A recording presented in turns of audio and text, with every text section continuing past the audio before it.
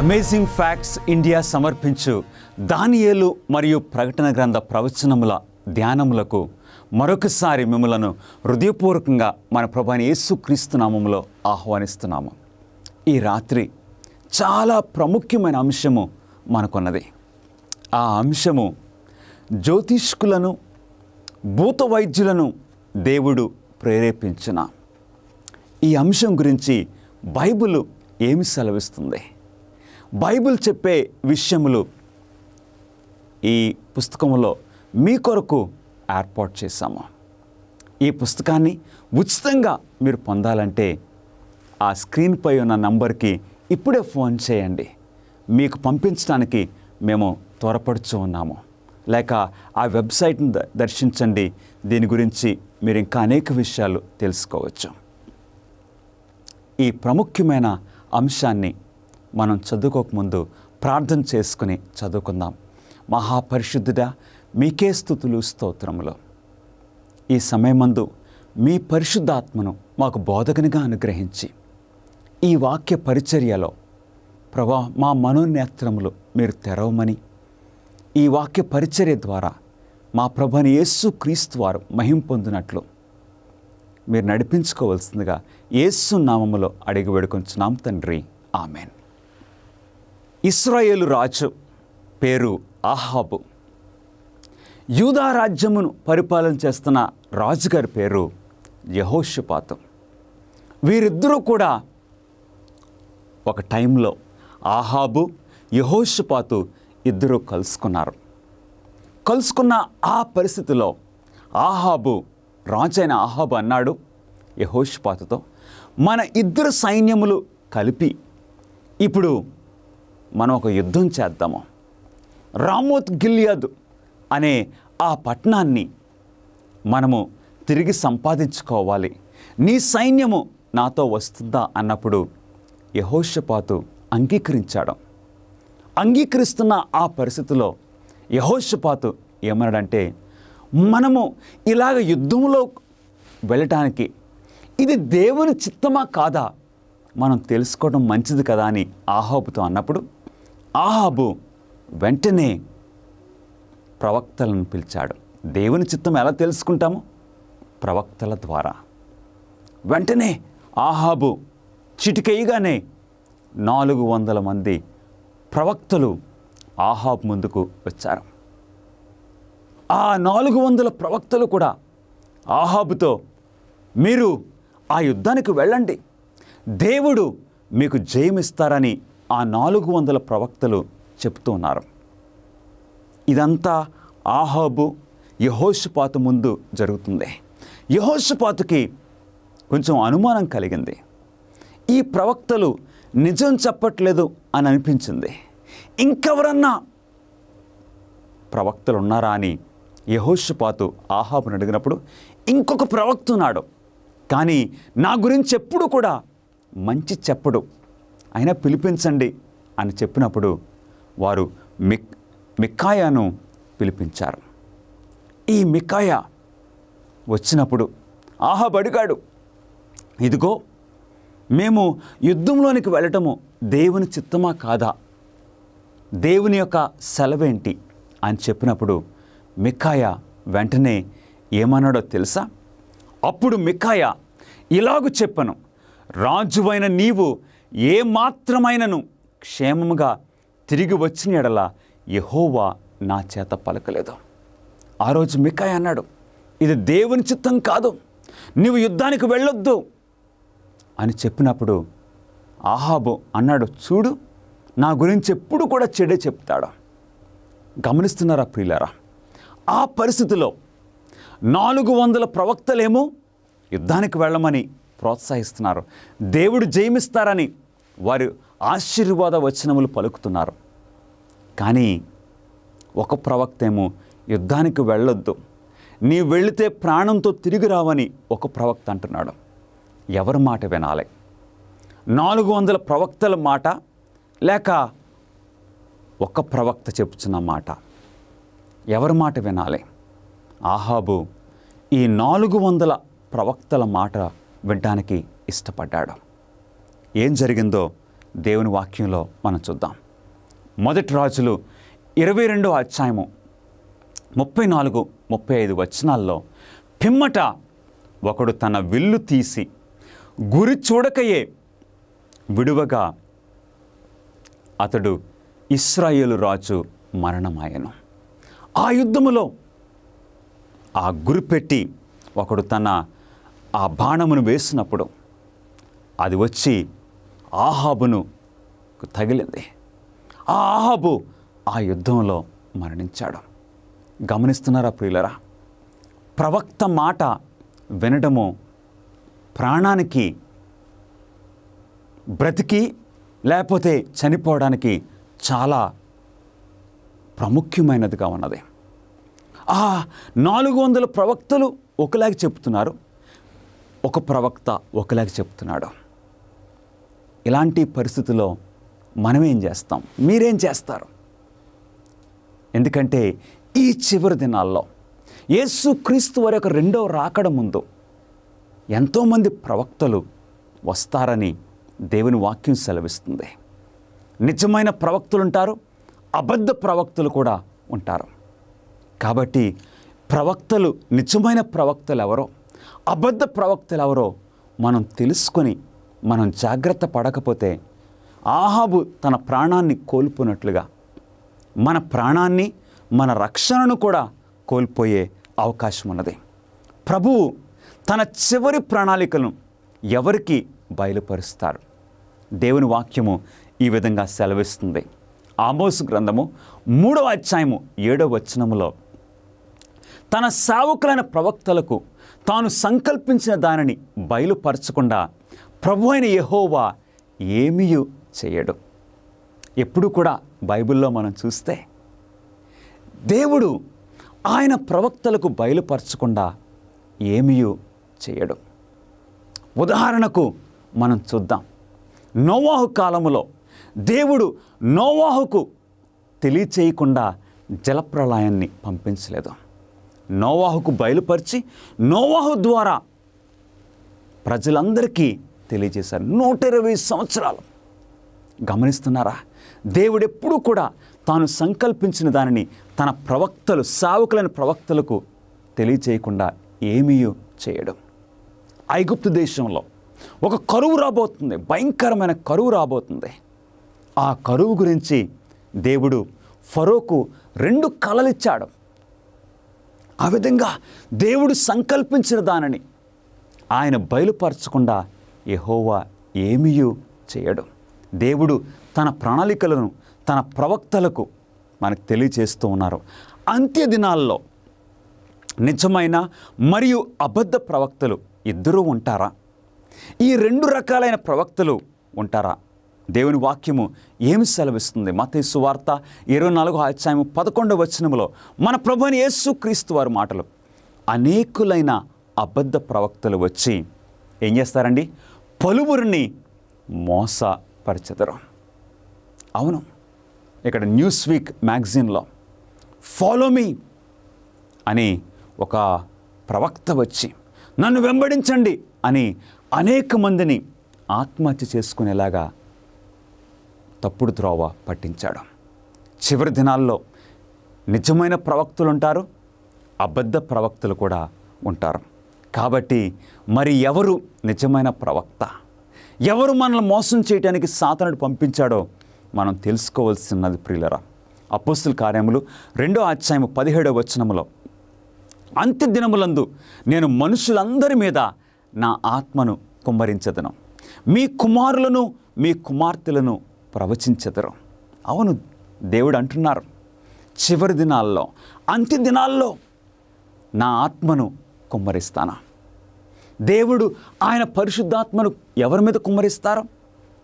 కుమారుల మీద, కుమార్తెల మీద, ఇక పనివారి మీద, పని కత్తెల మీద. అప్పుడు వారు ప్రవచిస్తారని దేవుని వాక్యం సెలవిస్తుంది. దీనిని బట్టి మనం గ్రహిస్తున్నాము, ఈ చివరి దినాల్లో నిజమైన ప్రవక్తలు ఉంటారు, అబద్ధ ప్రవక్తలు కూడా ఉంటారు. నిర్గమాకాండము 15:20 మరియు అహరోను సహోదరియు ప్రవక్తియగు మిర్యాము తంబురను చేతపట్టుకును, స్త్రీలందరూ తంబురులతోనూ నాట్యములతోనూ ఆమె వెంబడి వెళ్ళారు. బైబిల్లో మనం చూస్తే పురుషులు ప్రవక్తలుగా ఉన్నారు, స్త్రీలు కూడా ప్రవక్తలుగా ఉన్నారు. ఇక్కడ మిర్యామును మనం చూస్తూ ఉన్నాము. అంత మాత్రమే కాదు, క్రొత్త నిబంధనలో లూకా సువార్త 2:36 మరియు అషేరు గోత్రికురాలును పనుయేలు కుమార్తెనయ్యున్న అన్న అను ఒక ప్రవక్తి ఉండెను, ఆమె బహుకాలము గడిచినదై ఉండెను.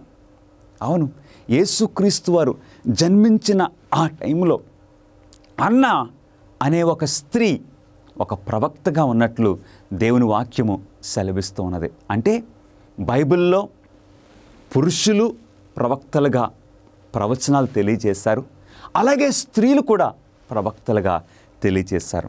అంటే దేవుడు పురుషుల్ని పిలుచుకున్నారు, స్త్రీలను కూడా పిలుచుకున్నారు.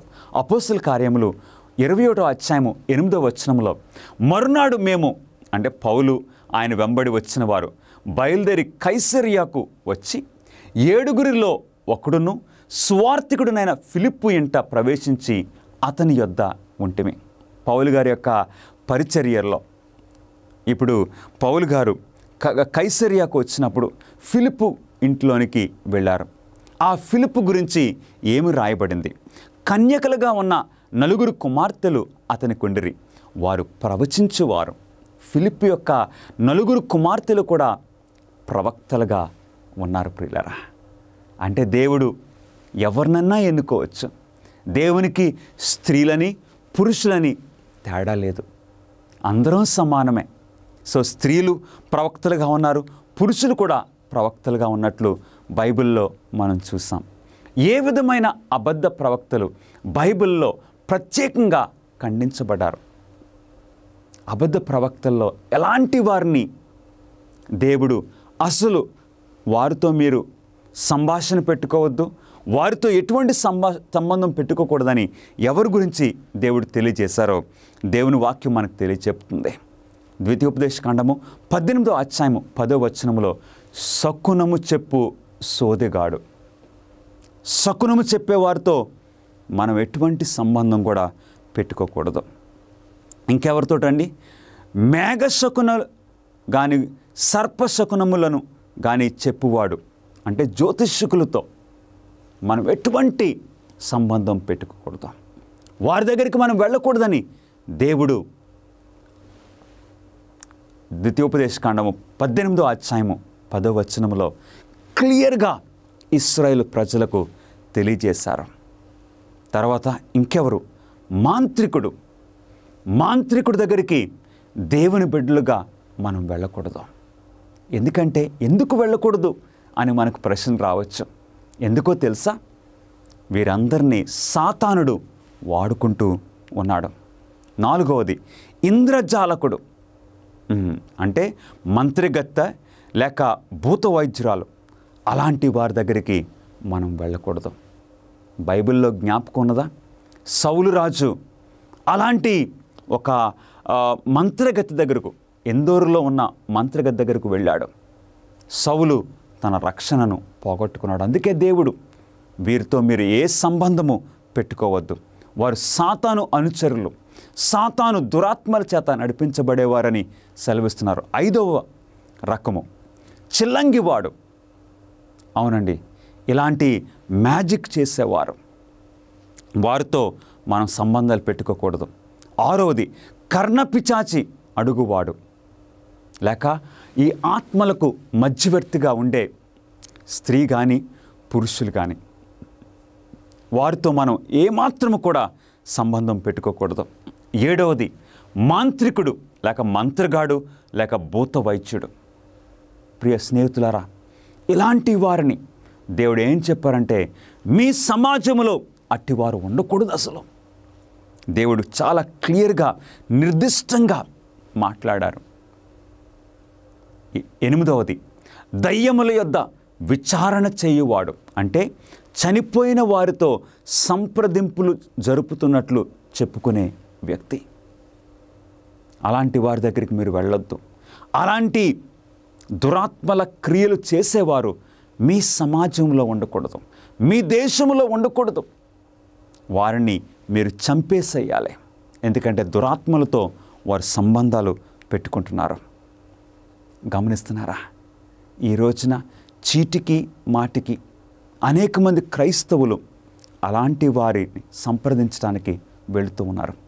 అది దేవుని చిత్తము కాదని దేవుని వాక్యం నుండి మనం తెలుసుకొంచున్నాము. దేవుని అంత్యకాల సంఘానికి ప్రవచన వరము ఉంటుందా? ఈ చివరి దినాల్లో ఉన్న ఈ శేషించబడిన సంఘములో ప్రవచన వరము ఉంటుందా? ప్రకటన గ్రంథము 12వ అధ్యాయము 17వ వచనములో, అందుచేత ఆ ఘట సర్పము ఆగ్రహము తెచ్చుకొని దేవుని ఆజ్ఞలు గైకొనుచు యేసును గూర్చి సాక్ష్యమిచ్చుచు ఉన్న వారైన ఆమె సంతానములో శేషించిన వారితో యుద్ధము చేయుటకై బయలువెడలి సముద్ర తీరమున నిలిచెను. ఎవరితోటండి? సాతానుడు ఎవరితో యుద్ధం చేస్తున్నాడు? దేవుని ఆజ్ఞలు గైకొనుచు యేసును గూర్చి సాక్ష్యం ఇచ్చేవారు. యేసును గూర్చి సాక్ష్యం ఇవ్వటం అంటే ఏంటో మనం చూద్దాం. ప్రకటన గ్రంథము 19వ అధ్యాయము 10వ వచనములో దేవుని వాక్యం సెలవిస్తుంది, అతడు నేను నీతోనూ యేసును గూర్చి సాక్ష్యము చెప్పు నీ సహోదరులతోనూ సహదాసుడను, దేవునికే నమస్కారము చేయము. యేసును గూర్చిన సాక్ష్యము ప్రవచన సారమని నాతో చెప్పాను. అవును, యేసును గురించి సాక్ష్యం ఇవ్వడం అంటే ప్రవచన సారము. ప్రవచన సారం అంటే ప్రవక్త యొక్క నడిపింపు. చివరి దినాల్లో, ఈ అంత్య దినాల్లో దేవుని బిడ్డలు దేవుని ఆజ్ఞలు గైకొనుచు యేసును గూర్చి సాక్ష్యం ఇస్తూ ఉంటాము అంటే ప్రవచన సారము. వారి మధ్యలో, ఈ శేషించబడిన సంఘములో ప్రవక్త ఉంటారని దేవుడు ముందే తెలియచేశారు. అవును ప్రియులారా, ఎందుకంటే దేవుడు తన ప్రవక్తలకు బయలుపరచకుండా ఏమీ చేయడు. తన సేవకులైన ప్రవక్తలకు తాను సంకల్పించిన దానిని బయలుపరచకుండా ప్రభువైన యెహోవా ఏమీ చేయడు. మలాకీ గ్రంథము 4వ అధ్యాయము 5వ వచనములో, యెహోవా నియమించిన భయంకరమైన ఆ మహాదినము రాకమునుపు నేను ప్రవక్తయగు ఏలియాను మీ యొద్దకు పంపుదును. దేవుడు సెలవిచ్చారు, నేను ఏలియాను మీ దగ్గర పంపిస్తాను. అంటే ఏలియా అంటే ఏలియా లాంటి ప్రవక్త. ఎలాగైతే ఇశ్రాయేలు ప్రజలను ఆహాబు ఆ కాలములో ఇశ్రాయేలు ప్రజలను దేవుడు ప్రవక్తల ద్వారా నడిపించారో, చివరి దినాల్లో కూడా దేవుడు ఆయన సంఘాన్ని, శేషించబడిన ప్రజలను ప్రవక్తల ద్వారా నడిపిస్తారని మనం గుర్తిస్తూ ఉన్నాము. నిజమైన ప్రవక్తతో దేవుడు ఏ విధంగా మాట్లాడతారు? ఒక నిజమైన ప్రవక్త, దేవుడు ఒక ప్రవక్తను ఎన్నుకున్నప్పుడు ఆ ప్రవక్తతో దేవుడు ఏ విధంగా కమ్యూనికేషన్ దేవుడు బయలుపరుచుకుంటారు? సంఖ్యాకాండము 12వ అధ్యాయము 6-8 వచనాల్లో, మీలో ప్రవక్త ఉండిన ఎడల యెహోవానగు నేను దర్శనమిచ్చి అతడు నన్ను తెలుసుకున్నట్లు కలలో అతనితో మాట్లాడుదును. నేను దర్శనమిచ్చి ముఖాముఖిగా అతనితో మాట్లాడుదును. ఏ విధాలుగా అండి? 3 విధాలుగా దేవుడు ఒక వ్యక్తిని ప్రవక్తగా ఎన్నుకున్నప్పుడు దేవుడు మాట్లాడతారు. మొట్టమొదటిది దర్శనముల ద్వారా. రెండవది కలల ద్వారా, మూడవది దేవుడు నేను ముఖాముఖిగా ఆ ప్రవక్తతో మాట్లాడతాను అని సెలవిస్తూ ఉన్నారు. జకరియా 4వ అధ్యాయం 1వ వచనంలో నాతో మాట్లాడుచున్న దూత తిరిగి వచ్చి నిద్రపోయిన ఒకరిని లేపినట్లు నన్ను లేపెను. జకరియా ప్రవక్తను ఒక దూత వచ్చి ఆయన్ను లేపినట్లు జకరియా ఇక్కడ రాస్తూ ఉన్నాడు. అవును ప్రియులరా, ఈ చివరి దినాల్లో మరి ఒక ప్రవక్త మన మధ్యన ఉండొచ్చని దేవుని వాక్యంలో మనం చూసాం. అవును, శేషించబడిన సంఘము ప్రవచన సారం కలిగి ఉంటుందని మనం చూసాం. ఎలెన్ వైట్ అనే ఒక యవనస్తురాలను డిసెంబర్ 1844వ సంవత్సరంలో దేవుడు ఎన్నుకున్నారు. ఈ సహోదరి 70 సంవత్సరాలకు పైగా ఆమె ఒక ప్రవక్తగా అనేక దర్శనములు, అనేక కలలు, అనేక విషయములు దేవుడు ఆమెకు బయలుపరిచారు. ఆమె 70 సంవత్సరాల జీవితంలో, ఒక ప్రవక్తగా ఉన్న జీవితంలో 2000 దర్శనములు మరియు కలలు ఆమెకు వచ్చినట్లు మనం చూస్తూ ఉన్నాము. వీటి గురించి ఒకసారి మనం చూద్దాం. ఆమె దర్శనంలో ఉన్నప్పుడు ఆమె పరిస్థితి ఏ విధంగా ఉంది? ఆమెకు వచ్చిన మొట్టమొదటి దర్శనంలో ఆమె ఒక ఇరుకైన ద్వారము, చాలా ఇరుకుగా ఉన్న, అంటే చాలా చిన్నగా ఉన్న ఒక ద్వారములో, ఆ ద్వారము, ఆ మార్గం మీద దేవుని ప్రజలు ఈ భూమి మీద నుండి పరలోకానికి నడుస్తున్నట్లు ఆమె ఒక దర్శనం చూసింది. ఆ దర్శనము గురించి మనం చూద్దాం ప్రియులరా. దానియేలు గ్రంథము 10వ అధ్యాయంలో కూడా దానియేలు ప్రవక్తకు దర్శనములు కలిగినట్లు మనం చూస్తూ ఉన్నాము. దానియేలు గ్రంథము 10వ అధ్యాయంలో దానియేలు ప్రవక్తకు దర్శనం వచ్చినప్పుడు దానియేలు బలహీనుడిగా అయిపోయాడని రాస్తున్నాడు. నా బలము తొలగిపోయాను. సేమ్ అదేవిధంగా ఎలెన్ వైట్ గారి జీవితంలో కూడా ఆమెకు దర్శనం వచ్చినప్పుడు ఆమె బలహీనంగా అయినట్లు మనం చూస్తున్నాం. దానియేలు ప్రవక్తకు దర్శనం కలిగినప్పుడు ఊపిరి లేదని దానియేలు రాస్తూ ఉన్నాడు. ఊపిరి పీల్చుకోలేదని, అంటే ఆ టైంలో గుండె కొట్టుకుంటుంది కానీ ఏ ఊపిరి కూడా లేదు. అదేవిధంగా దానియేలుకు దర్శనం వచ్చినప్పుడు అనుభవము ఏ విధంగా ఉన్నదో ఎలెన్ వైట్ గారికి కూడా అదే అనుభవము.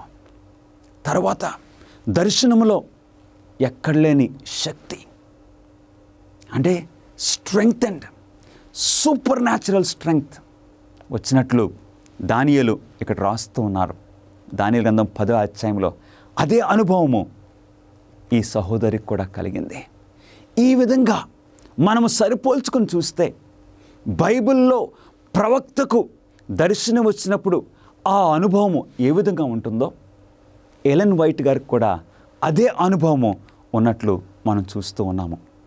అద్భుతాలు, సూచక క్రియలు ఒకడు నిజమైన ప్రవక్త అనడానికి ఖచ్చితమైన సాక్ష్యాల. అద్భుతాలు చేస్తున్నారని లేక సూచక్రియలు చేస్తున్నారని ఆ వ్యక్తి నిజమైన ప్రవక్త అని మనం ఒప్పుకోవచ్చా? ప్రకటన గ్రంథము 16వ అధ్యాయము 14వ వచనములో దేవుని వాక్యము మనకు సెలవిస్తుంది, అవి సూచనలు చేయనట్టి దయ్యముల ఆత్మలే, అవి లోకమంతటా ఉన్న రాజులను పోగు చేయవలని వారి యొద్దకు బయలు వెళ్ళను. అంటే సూచక క్రియలు దయ్యముల ఆత్మలు కూడా చేయటానికి అవకాశం ఉన్నది. అవును ప్రియులరా, దేవుని శక్తితో సూచక క్రియలు జరుగుతాయి, సాతాను శక్తితో కూడా సూచక క్రియలు జరిగే అవకాశం ఉన్నది. కాబట్టి సూచక క్రియలను చూసి ఈ వ్యక్తి నిజమైన ప్రవక్త అని మనం చెప్పలేము. ఎందుకంటే సూచక్రియలు నిజమైన ప్రవక్తలు చేస్తారు, అబద్ధ ప్రవక్తలు కూడా చేస్తారు.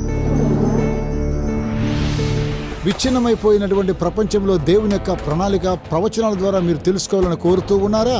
ఆచరణాత్మకమైనటువంటి గొప్ప సవాళ్లను మీరు ఎదుర్కోవాలనుకుంటే మిమ్మల్ని ఉత్తేజపరుస్తున్నాం, ఉత్సాహపరుస్తున్నాం. అమేజింగ్ ఫ్యాక్ట్స్ వారు బైబిల్ చదువుకునేటువంటి గైడ్స్ మీ కొరకై 27 పుస్తకాలను మీకు అనుగ్రహిస్తున్నారు. అద్భుతమైనటువంటి గ్రాఫిక్స్ ద్వారా మీరు అర్థం చేసుకోవడానికి నేరుగా మీకు సమాధానం దయచేస్తూ ఉన్నారు. ప్రతి చదువుకునేటువంటి ఈ గైడ్ ద్వారా బైబిల్లో సరైన సమాధానం గ్రహించుకోగలరు. మీ జీవితంలోని ప్రాముఖ్యమైన ప్రశ్నలకు సమాధానం ఇస్తుంది. ఏ విధంగా మీరు సంబంధాన్ని పెంచుకోగలరు, ప్రభువైన యేసుక్రీస్తు వారు ఎప్పుడు రాబోతూ ఉన్నాడు, ఇంకా ఎన్నో విషయాలను తెలుసుకోవచ్చు. భవిష్యత్తులో ఈ యొక్క విలువైన విషయాన్ని కోల్పోకండి. మీ జీవితాన్ని రూపాంతరపరుస్తూ ఉన్నాయి అమేజింగ్ ఫ్యాక్ట్స్ వారు ఇచ్చేటువంటి బైబిల్ చదువుకునే పుస్తకం.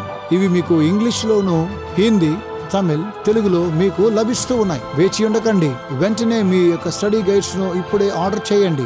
AFTV.in అనేటువంటి మా వెబ్సైట్ ని సంప్రదించి వెంటనే పొందండి. 7వ ప్రశ్న, ప్రవక్తని నిర్ధారించడానికి అతి ముఖ్యమైన పరీక్ష ఏమిటి? ఒక వ్యక్తి నిజమైన ప్రవక్త అని మనం చెప్పడానికి ముఖ్యమైన పరీక్ష ఏంటి? మొట్టమొదటి పరీక్ష యెషయా గ్రంథము 8వ అధ్యాయము 20వ వచనంలో దేవుని వాక్యం సెలవిస్తుంది. ధర్మశాస్త్రమును ప్రమాణవాక్యమును విచారించుడి, ఈ వాక్య ప్రకారము వారు బోధించని ఎడల వారికి అరుణోదయము కలుగదు. అంటే ధర్మశాస్త్రం అంటే దేవుడిచ్చిన 10 ఆజ్ఞలు, ప్రమాణవాక్యం అంటే ప్రవక్తలు రాసిన ఈ మాటలు.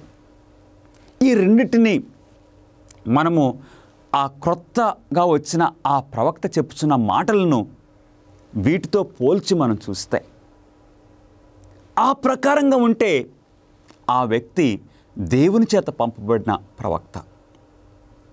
ఆ ప్రకారంగా లేకపోతే దేవుడు పంపించిన ప్రవక్త కాదు, అబద్ధ ప్రవక్తని మనం తెలుసుకుంటున్నాం. అంటే ధర్మశాస్త్రమును ప్రమాణవాక్యమును విచారించుడి, ఈ వాక్య ప్రకారము వారు బోధించిన ఎడల వారికి అరుణోదయము కలుగదు. ఒక ఉదాహరణ చూద్దాం. జోసెఫ్ స్మిత్ అనే ఒక వ్యక్తి, ఈయన్ని ప్రవక్త అని కొంతమంది చెప్తూ ఉంటారు. కానీ ఈ జోసెఫ్ స్మిత్ గారు ఆయన ఏమన్నారో తెలుసా? ఆయన రాసిన గ్రంథము బైబిల్ కంటే గొప్పదని ఆయన చెప్తున్నారు. దేవుని వాక్యం ఏం సెలవిస్తుంది? యెషయా 8:20లో ధర్మశాస్త్రమును ప్రమాణవాక్యమును విచారించుడి, ఈ ప్రకారము వారు బోధిస్తే వారు నిజమైన ప్రవక్తలు. కానీ వీరేమంటున్నారు? నేను రాసిన నా మాటలు బైబిల్ కంటే గొప్పవి. అంటే అలాంటి వ్యక్తి నిజమైన ప్రవక్త కాదు. ఒకసారి ఈ విషయాలు మనం చదువుదాం. అతని చివరి గొప్ప వంచన మనకు త్వరలోనే కనిపిస్తుంది. క్రీస్తు విరోధి మన ముందే తన ఆశ్చర్యకార్యాలను చేయనున్నాడు. అంటే క్రీస్తు విరోధి గురించి. నకిలీ అస్సలుకు ఎంతో దగ్గరగా ఉంటుంది కనుక లేఖనాల ద్వారా తప్ప నిజమైనది ఏదో అబద్ధమైనది ఏదో తెలుసుకోవడము అసాధ్యము. లేఖనాల సాక్ష్యాన్ని బట్టి ప్రతి అంశము, ప్రతి సూచక్రియ నిజ నిజాలు నిర్ధారించవలసి ఉన్నది. ఈ ఎలెన్ వైటమ్ గారు ఏమన్నారో తెలుసా? ఈ బైబిల్ ద్వారానే ఏది సత్యమో ఏది అసత్యమో మనకు బయటపడుతుంది. అంటే ఈ ఎలెన్ వైటమ్ గారు తన జీవితంలో తన బోధల ద్వారా తన గ్రంథాల ద్వారా ఈ బైబిల్ని ఎప్పుడు ఎత్తుపట్టుకున్నారు. ప్రవక్తని నిర్ధారించడానికి రెండవ పరీక్ష ఏమిటి? ఒక నిజమైన ప్రవక్తను మనం గుర్తించడానికి రెండవ పరీక్ష ఏంటి?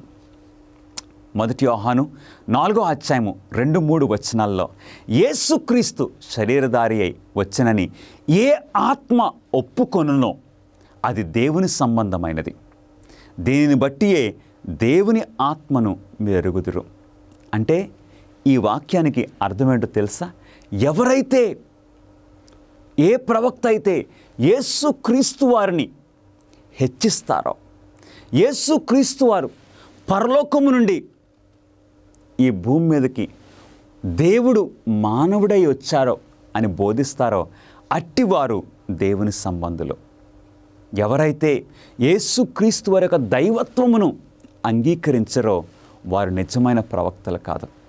ఒకసారి ఈ పరీక్షకు, ఈ రెండవ పరీక్ష, ప్రవక్తను మనం గుర్తించే రెండవ పరీక్ష ఎలెన్ వైట్ గారు ఏమంటున్నారో చూద్దాం. అనాది కాలం నుండి యేసుక్రీస్తు తండ్రితో ఒక్కడై ఉన్నాడు. ఆయన దేవుని స్వరూపి. అవును ప్రియులరా, ఇది ఆమె యుగయుగాల ఆకాంక్ష అనే ఈ పుస్తకంలో 19వ పేజీలో రాశారు. ఈ పుస్తకము యుగయుగల ఆకాంక్ష అనే ఈ పుస్తకము ఇంగ్లీష్లో డిజైర్ ఆఫ్ ఏజెస్ అని పిలుస్తున్నారు. ఈ పుస్తకము యేసుక్రీస్తు వారి గురించి అసలు బెస్ట్ బుక్, బైబిల్ తర్వాత చాలా ఉన్నతమైన గ్రంథము. అవును, అందులో ఏమంటున్నారు ఆవిడే? అనాది కాలం నుండి యేసుక్రీస్తు తండ్రితో ఒక్కడై ఉన్నాడు. ఆయన దేవుని స్వరూపి. యేసుక్రీస్తు వారిని ఆమె హెచ్చిస్తూ, యేసుక్రీస్తు వారు దేవుడు మానవుడై జన్మించారని ఆమె తెలియజేస్తున్నారు. ఇప్పుడు ప్రవక్త, నిజమైన ప్రవక్తను మనం తెలుసుకోవడానికి దేవుని వాక్యం ఇస్తున్న మూడవ పరీక్ష ఏంటి? మొట్టమొదటి పరీక్ష చూసాం. నిజమైన ప్రవక్త ఎప్పుడు బైబిల్ ప్రకారంగానే బోధిస్తారు. రెండవ పరీక్ష, యేసుక్రీస్తు దేవుడిగా ఈ భూలోకానికి, దేవుడై ఉండి మానవుడిగా ఈ భూలోకానికి వచ్చారని నిజమైన ప్రవక్త ఒప్పుకుంటారు. మూడవ పరీక్ష ఏంటో మనం చూద్దాం. వారి ఫలముల వలన మీరు వారిని తెలుసుకొందురు. మత్తయి సువార్త 7:16. అంటే ప్రవక్త జీవితాన్ని మనం గమనించాలి. ప్రవక్త యొక్క బోధలను గమనించాలి. ప్రవక్త యేసుక్రీస్తు వారి గురించి ఏం చెప్తున్నారో దానిని మనం గమనించాలి. తర్వాత మూడవ పరీక్ష, ప్రవక్త జీవితము ఏ విధంగా ఉంది? నిజంగా ఆ ప్రవక్త దైవికంగా నడుస్తున్నారా లేదా? వారి ఫలములను బట్టి మీరు వారిని తెలుసుకొందురు. ఎందుకంటే మంచి చెట్టు చెడ్డ ఫలములను ఫలించలేదు, లేక ఒక చెడ్డ చెట్టు మంచి ఫలములను ఫలించలేదు. అందుగురించి మీరు వారి ఫలములను బట్టి వారిని తెలుసుకుంటారు. ఇక్కడ American library of Congress Ellen white గారి గురించి ఆమె ఏం చెప్తున్నారో ఒకసారి చూద్దాం. ప్రపంచంలోనే 4వ అనువదించబడిన రచయితగా, ప్రపంచంలోనే అత్యంత అనువదించబడిన మహిళా రచయితగా, మరియు ప్రపంచంలోనే అత్యంత అనువదించబడిన అమెరికన్ రచయితగా గుర్తించింది. ఏంటో తెలుసండి? American library of Congress Ellen white గారి గురించి ఏమని చెప్తున్నారో తెలుసండి? ప్రపంచంలో ఎంతోమంది రచయితలు ఉన్నారు, ఎన్నో పుస్తకాలు రాసిన వారు ఉన్నారు. అందులో 4వ స్థానము ఎలెన్ వైట్ గారికి. అంత మాత్రమే కాదు, ఈ పుస్తకాలు ఇంగ్లీష్లో రాయబడిన పుస్తకాలు వేరే భాషల్లోకి తర్జుమా అనువదించారు. అందులో అత్యంతంగా అనువదించబడిన మహిళ ఎలెన్ వైట్ గారు. అంత మాత్రమే కాదు, అమెరికా దేశంలో మోస్ట్ ట్రాన్స్లేటెడ్ ఆథర్గా ఆమెకు గుర్తింపు కలిగింది. గమనిస్తున్నారా ఎంత అద్భుతంగా ఉంది? ఇంకా బార్నా అనే ఒక సర్వే చేస్తారన్నమాట పాస్టర్లు.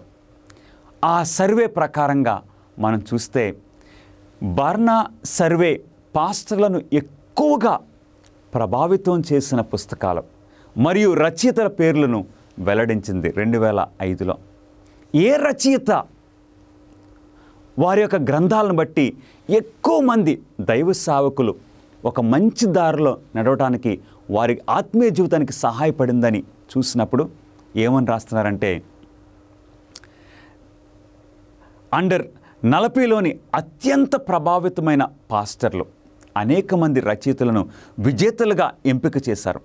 వీరిలో business consultant James Collins, seminary professor Tom Rainer, 19వ శతాబ్దపు seventh day adventist icon Ellen White మరియు పాస్టర్ జాన్ ఆట్బర్గ్ ఉన్నారు. ఇట్లాగా కొంతమంది పేర్లను ఈ దైవ సేవకులు ఆ సర్వేలో తెలియచేశారు. అందులో ఒకరేంటండి? ఎలెన్ వైటమ్మ గారు. అంటే ఆమెకు నిజంగా విద్య 2వ క్లాస్ కంటే ఎక్కువ చదువుకోలేదు, ఆరోగ్యము అంత బాగాలేదు. కానీ ఎక్కడి నుండి ఇలాంటి సామాన్యంగా ఉన్న ఒక స్త్రీ, విద్య అంత ఎక్కువగా చదువుకోలేని ఒక స్త్రీ ఈ విధంగా పుస్తకాలు రాయటము ఇది ఎలా సాధ్యమో, ఇది ఎలా సాధ్యమో? ఎంతోమంది వ్యక్తులు ఆమె పరిచర్య ద్వారా దీవించబడ్డారు, దేవునిలో నడుస్తున్నారని ఎంతోమంది పాస్టర్లు కూడా తెలియజేశారు. ఇది ఎలా సాధ్యమో? దేవుని ఆత్మ ద్వారానే. ఆమె రాసిన పుస్తకాల ద్వారా, ఆమె ఇచ్చిన గైడెన్స్ ద్వారా ఈ రోజున ఎన్ని స్కూల్స్ ప్రారంభమైనో తెలుసండి? ప్రపంచవ్యాప్తంగా 8,807 పాఠశాలలో, అంటే క్రైస్తవ విద్యను ఆమె ప్రోత్సహించింది. అనేక మంది ఈ స్కూల్స్లో, కొన్ని మిలియన్ల విద్యార్థులు ఈ స్కూల్స్లో మరి విద్యను పొందుతున్నారు. అంత మాత్రమే కాదు, ఆమె పరిచర్య యొక్క ప్రభావము పాఠశాలల, అంటే విద్యా విషయంలో మాత్రమే కాదు, ఆరోగ్య విషయంలో, మెడికల్ విషయంలో మనం చూస్తే ఆమె పరిచర్యను బట్టి ఈ రోజున 211 ఆసుపత్రులు మరియు రోగులకు వైద్య ఆరోగ్య సంక్షేమ నిలయాలు ఉన్నవి. గమనిస్తున్నారా? ఒక ప్రక్క నుండి యవనస్తులను ట్రైన్ చేయాలని విద్యా సంస్థలను ఆమె పరిచర్య ద్వారా ఏర్పాటైనవి. మరొక ప్రక్క నుండి మంచి ఆరోగ్య సూత్రాలు మనం అందరికీ బోధించాలి, ప్రజలందరూ కూడా ఆరోగ్యంగా ఉండాలని ఈ ఆసుపత్రులు ఏర్పాటు చేయటంలో ఆమె యొక్క ప్రభావం, ఆమె యొక్క ఇన్ఫ్లుయెన్స్ మనం చూస్తున్నాం. అంత మాత్రమే కాదు, పబ్లిషింగ్ వర్క్, ప్రచురణపై 60 ప్రచురణ సంస్థలు, పబ్లిషింగ్ హౌసెస్ ఆమె ఏర్పాటు చేసి ఈ క్రైస్తవ బైబిల్ గురించిన విషయాలు అందరికీ పుస్తకాల రూపంలో ఉండాలి, చదువుకోవాలి అని దీనిని ఆమె ప్రోత్సహించడము మనం చూస్తూ ఉన్నాము. ఎలెన్ వైటమ్మ గారి యొక్క ఈ ఆరోగ్య సూత్రాలు కొన్ని చూద్దాము. పొగాకు కొరకైన కోరిక, తపన స్వీయ నాశనానికి దారితీస్తుంది. ఆ రోజుల్లోనే ఆమె 1860, 70 ఆ టైంలోనే ఆవిడ ఏమన్నారంటే, పొగాకు మంచిది కాదు, ఇది ఘాటుగా మత్తెక్కించే సారా మరియు ఇతర మద్యపానాల కొరకైన ఏదో ఒక బలమైన కోరికనకు దారితీస్తుంది. ఇప్పుడు వైద్య శాస్త్రము ఏమంటుందో తెలుసా?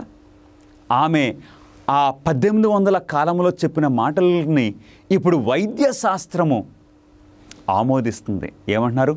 పొగాకు వాడే పిల్లలు క్రమంగా మద్యపానం, గంజాయి మరియు ఆ పైన ఇతర చట్ట వ్యతిరేక మాదక ద్రవ్యాలు వాడకానికి అలవాటు పడే అవకాశము ఉన్నది. ఎలెన్ వైటమ్మ గారు ఆవిడేమన్నారు?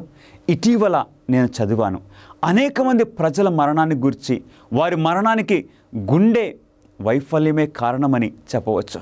కానీ వాస్తవానికి పొగాకు మరియు మద్యం వాడకము గుండె వ్యవస్థను విషపూరితం చేస్తుంది. అది ఆమె తెలియజేసిన విషయము. ఇప్పుడు వైద్య శాస్త్రము ఏమంటున్నారండి?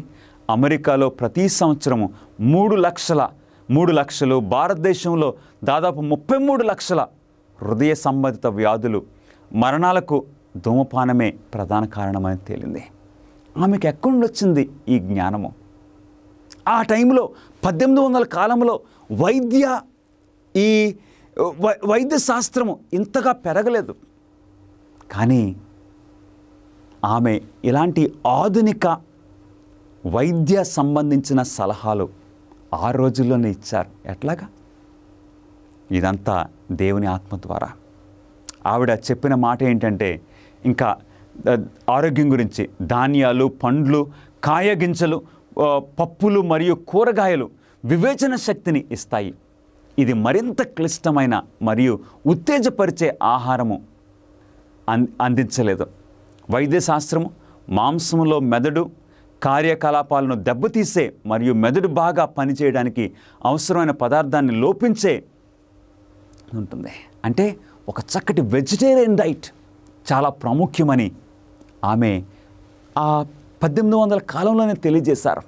వైద్య శాస్త్రము చక్కగా ఆమోదిస్తుంది. అవును ప్రియులరా, ఆమె విద్య గురించి, వైద్య గురించి, ఈ విషయాల గురించి ఆవిడిచ్చిన సలహాలు మనం చూస్తూ ఉన్నాము. 2 దినవృత్తాంతములు 20వ అధ్యాయము 20వ వచనములో, మీ దేవుడైన యెహోవాను నమ్ముకొనుడి, అప్పుడు మీరు స్థిరపరచబడుదురు. ఆయన ప్రవక్తలను నమ్ముకొనుడి, అప్పుడు మీరు కృతార్థులగుదురు. దీని అర్థం ఏంటి? మనం దేవుని నమ్ముకున్నప్పుడు మనము స్థిరపరచబడతాం. ఆయన ప్రవక్తల యొక్క మాటలు మనం నమ్మినప్పుడు మనం కృతార్థులవుతాం. అంటే మనం అభివృద్ధి చెందుతాం. గమనిస్తున్నారా? దేవుని యొక్క అంత్యకాల సంఘములో ప్రవచన సారం ఉంటుందని దేవుడు ముందే హెచ్చరిక చేశారు. ఆయన చెప్పిన మాట ప్రకారంగా దేవుడు ఈ అంత్యదిన సంఘములో ఒక ప్రవక్తను కూడా లేవనెత్తారు. ఆ ప్రవక్త ఎలెన్ వైట్. ఆమె యొక్క విషయాలు, ఆమె యొక్క జీవితాన్ని మనం గమనించినట్లయితే బైబిల్లోని ప్రవక్తల జీవితం వలె మనం చూస్తూ ఉన్నాము. ఇక్కడ ఒక టాక్ షో హోస్ట్, ఆయన పేరు పాల్ హార్వే. ఆయన చాలా పేరుగాంచిన మంచి radio speaker, talk show host. ఆయన ఏమంటున్నారో తెలుసా ఎలెన్ వైట్ అమ్మ గారి గురించి? ఆమె రచనలు 148 భాషల్లోనికి అనువదించబడ్డాయి. మార్క్స్ లేదా టాల్స్టాయ్, కార్ల్ మార్క్స్ కానీ టాల్స్టాయ్ కానీ షేక్స్పియర్ కంటే ఎక్కువ. ఈ కార్ల్ మార్క్స్ కానీ టాల్స్టాయ్ కానీ షేక్స్పియర్ వీళ్ళు గొప్ప రచయితలు. ఆ రచయితలు యొక్క గ్రంథాలు ఇంతగా ట్రాన్స్లేట్ చేయబడలేదు. కానీ ఎలెన్ వైట్ అమ్మ గారి యొక్క పుస్తకాలు ఈ విధంగా ట్రాన్స్లేట్ చేయబడి వేరు భాషల్లో అందరికీ అందించబడుతున్నాయి. ఈ పాల్ హార్వే ఇంకేమంటున్నారో తెలుసా? దయచేసి చదువుదామండి. ఇప్పుడిప్పుడే ప్రపంచం సరైన ఆధ్యాత్మిక మరియు శారీరక ఆరోగ్యం కొరకు ఆమె సిఫార్సు చేసిన సూచనలను అభినందిస్తుంది. ఎలెన్ వైట్, మీకు ఆమె తెలీదా? అయితే ఆమెను తెలుసుకోండి ఈ పాల్ హార్వే తెలియజేస్తున్నారు. గమనిస్తున్నారా ప్రియులారా? ఒక ప్రవక్త యొక్క ప్రభావము, వారి ఫలములను బట్టి మీరు వారిని తెలుసుకుందరు. ఆమె జీవితము, ఆమె పరిచర్య యొక్క ప్రభావము మంచి ఫలములను ఫలిస్తున్నట్లు మనం చూస్తున్నాం. ప్రవక్తని నిర్ధారించడానికి 4వ పరీక్ష ఏంటి? ఒక నిజమైన ప్రవక్తను గుర్తించడానికి 4వ పరీక్ష ఏంటో మనం చూద్దాం. ఇర్మియా గ్రంథము 28వ అధ్యాయము 9వ వచనములో, ప్రవక్త మాట నెరవేరిన ఎడల యెహోవా నిజముగా అతనిని పంపినని ఒప్పుకొనదగను. అవును, ఒక నిజమైన ప్రవక్త ఏదైనా ప్రవచించినట్లయితే ఆ చెప్పిన మాట, ప్రవచించిన మాట నెరవేరిన ఎడల ఆ ప్రవక్తను యెహోవా పంపించారని మనం గుర్తించవచ్చు. ఎలెన్ వైట్ అమ్మ గారికి ఈ పరీక్షను పెట్టి చూద్దాం. ఈ పరీక్షలో ఆమె చెప్పినవి ఏమన్నా నెరవేరినవా? 1902వ సంవత్సరంలో ఎలెన్ వైట్ గారు ఇలా రాశారు: ఈ నగరాలు దేవుని తీర్పుల క్రింద బాధపడే సమయము ఎక్కువ దూరంలో లేదు. శాన్ ఫ్రాన్సిస్కో మరియు ఓక్లాండ్ సొదొమ మరియు గొమొరాల వలె మారుతున్నవి. ప్రభు కోపంతో వాటిని దర్శిస్తాడు. అంటే ఎలెన్ వైట్ అమ్మ గారు కాలిఫోర్నియాలో ఉన్న ఈ శాన్ ఫ్రాన్సిస్కో, ఓక్లాండ్ గురించి, ఈ పట్టణాల్లో పాపం పెరిగిపోయిందని, దేవుడు వాటిని శిక్షిస్తారని 1902వ సంవత్సరంలో ఆమె తెలియజేశారు. తెలియజేసిన తర్వాత ఆమె ఈ విధంగా అంటున్నారు. ఏప్రిల్ 16వ తేదీ 1906వ సంవత్సరంన ఎలెన్ వైట్ గారు ఇలా రాశారు: రాత్రి దర్శనములో నేను ఒక ఎత్తైన చోట నిలబడి ఉన్నాను. అక్కడి నుండి ఇళ్ళు గాలిలో రెల్లులా కదిలినట్లు చూడగలిగాను. గొప్ప మరియు చిన్న భవనాలు నేల మట్టమయ్యాయి. ఆమె దర్శనంలో చూశారు. అదే ప్రకారంగా ఆహ్లాదకరమైన వినోద గృహాలు, థియేటర్లు, హోటళ్ళు మరియు ధనవంతుల ఇళ్ళు కదిలిపోయాయి. చాలామంది ప్రాణాలు ఉనికిలోనికి లేకుండా పోయాయి. మరియు గాయపడిన మరియు భయక్రాంతులకు గురైన వారి కేకలతో గాలి నిండిపోయింది. ఆమె ఈ మాటలు తెలియజేసిన ప్రకారంగానే ఏం జరిగింది చూద్దామండి. 1906 సంవత్సరంలో ఆమె ఏప్రిల్ 16వ తేదీన చెప్పిన ఈ మాటలు ఏప్రిల్ 18వ తేదీన అది నెరవేరింది. నిజంగా ఆమె చెప్పిన ప్రకారంగా ఆ శాన్ ఫ్రాన్సిస్కోలో, ఓక్లాండ్లో ఏం జరిగిందో తెలుసండి. 800 మంది వారు చనిపోయారు. 1500 మంది వారు గాయములతో బయటపడ్డారు. ఇక 2,25,000 మంది వారికున్న ఆస్తులు పోగొట్టుకున్నారు. ఆ భూకంపానికి చెప్పిన మాట 2 రోజుల్లో నెరవేరింది. ఇంకేమన్నారో కూడా మనం చూద్దామండి.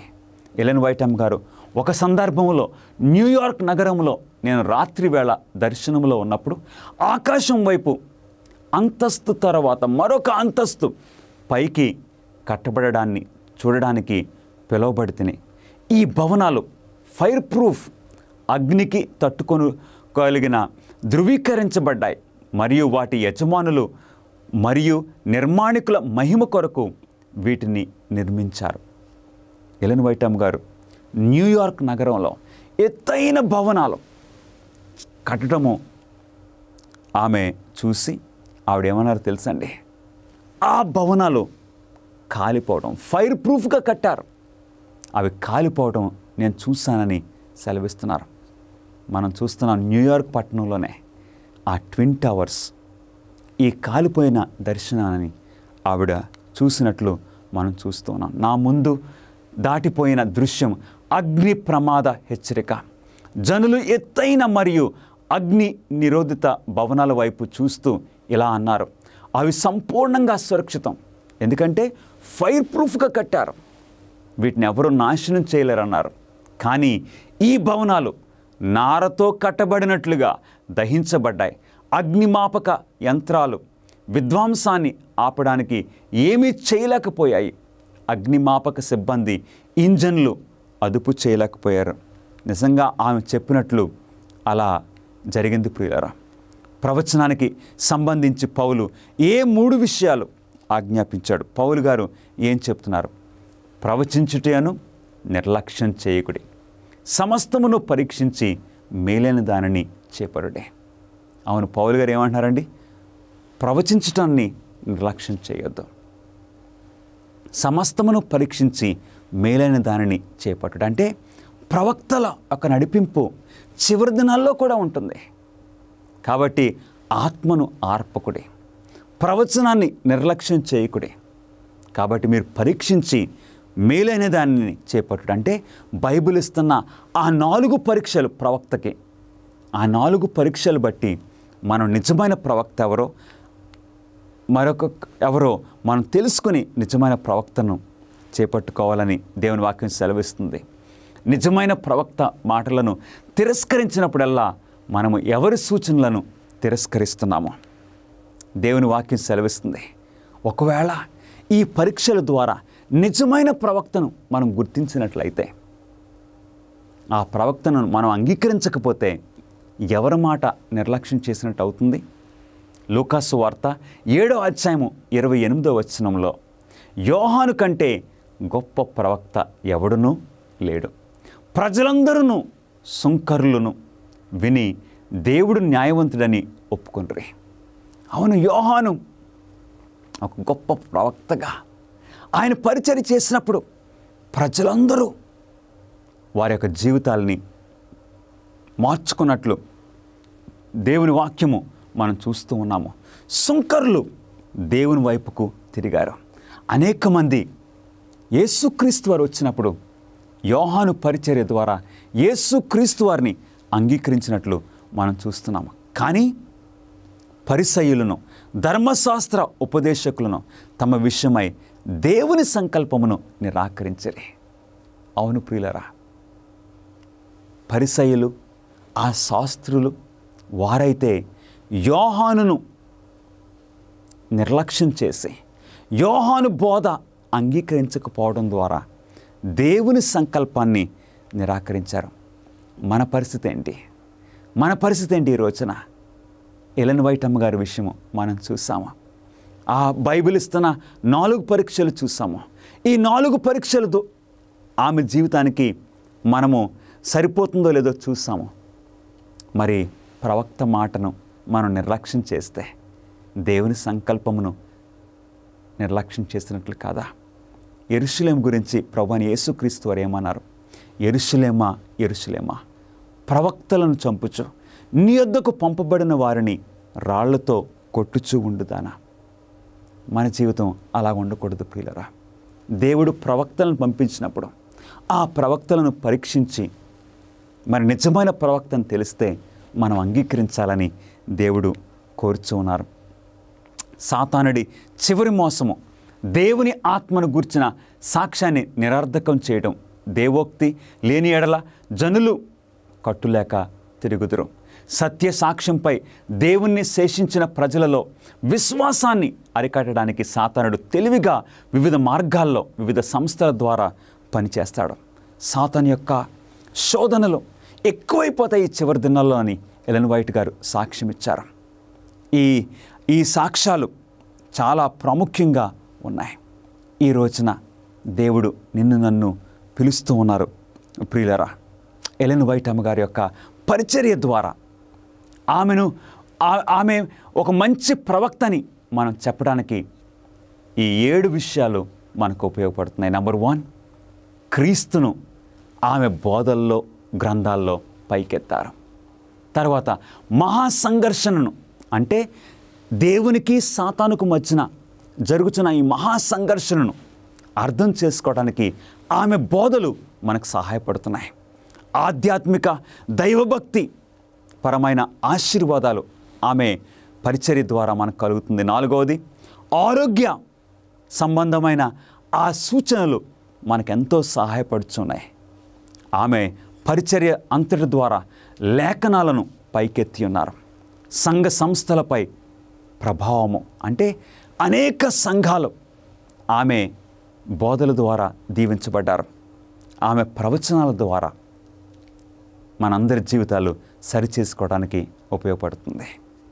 దేవుడు ఇప్పటికీ ప్రవక్తల ద్వారా మనతో మాట్లాడుతున్నారు. కాబట్టి నిజమైన ప్రవక్త మాటలు మీకు వ్యక్తిగత యేసు సాక్ష్యం కాబట్టి ఆధునిక ప్రవక్తలను బైబిల్ ద్వారా పరీక్షించి లేఖనాలతో అంగీకరించే వారి సూచనలను మాత్రమే అనుసరించడానికి మీరు సిద్ధంగా ఉన్నారా?